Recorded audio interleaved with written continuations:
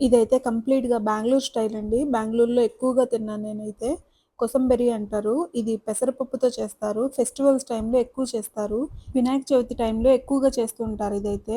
ఇది డ్రైగా ఉండిద్ది. ప్రసాదాలకి పెడతా ఉంటారు కదండీ! వినాయకుడి విగ్రహం దగ్గర ప్రసాదాలు పంచుతూ ఉంటారు గదా! దానికైతే బెస్ట్ అండి ఇదైతే. డ్రైగా ఉండిద్ది. పంచడానికి కూడా చాలా ఈజీగా ఉండిద్ది. ఈవెన్ విడిగా తినాలన్నా గానీ హ్యాపీగా చేసుకొని ఒక ఫుల్ బౌల్ తినేసేయొచ్చండి. దీనికి పెసరపప్పు 2 అవర్స్ నానపెట్టేసేసి అందులోనే కీరాకి సీడ్స్ ఉండకూడదు. క్యారెట్ సన్నగా తురుముకోవాలి. కొత్తిమీర ఓన్లీ లీవ్స్ వేయాలి. కొబ్బరి బ్యాక్ సైడ్ బ్రౌన్ కలర్‌ది ఉంటది కదండీ! అది తీసేసి అది మిక్సీ వేసుకొని అది కూడా వేసేసుకొని పెప్పర్ వేసుకొని దానిలోనే అంతా కలిపేసుకొని తాలింపు పెట్టుకోవడమే. తాలింపుకైతే ఆయిల్ బాగా హీట్ ఎక్కిన తర్వాత ఆవాలు, కరివేపాకు వేసి స్టవ్ ఆఫ్ చేసుకొని ఇందులో వేసుకొని అంతా కలుపుకోవడమే.